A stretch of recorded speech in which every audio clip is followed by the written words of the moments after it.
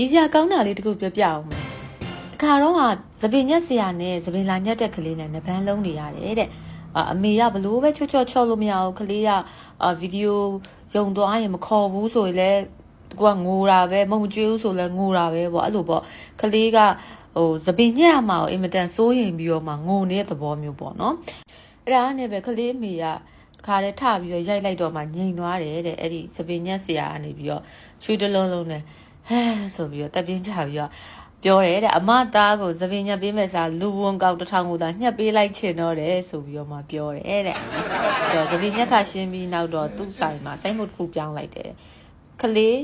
ညက်ရင်30လို့ရေးထားတဲ့အောက်မှာငိုတော့ကလေးတကောက်ကို100ကျပ်ဆိုပြီးတော့မှပြင်ပြီးတော့မှရေးလိုက်တယ်တဲ့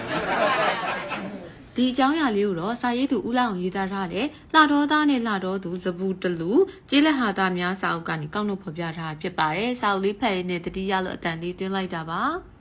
အားလုံးလည်းကိုယ့်ရဲ့ပတ်ဝန်းကျင်မှာကြုံခဲ့ဘူးတဲ့ဟာသားအဖြစ်ပြက်လေးပဲဖြစ်ဖြစ်ကိုဖတ်ထားဘူးတဲ့စာအုပ်ထဲကဟာသားအဖြစ်ပြက်လေးပဲဖြစ်ဖြစ်မှတ်မိရရှိရင်ဒီ comment မှာပြန်ပြီးတော့မှဝေမျှသွားလို့ရပါတယ်အတူတူရီမောပျော်ရွှင်ကြပါစို့လားရှင် thank you ပါ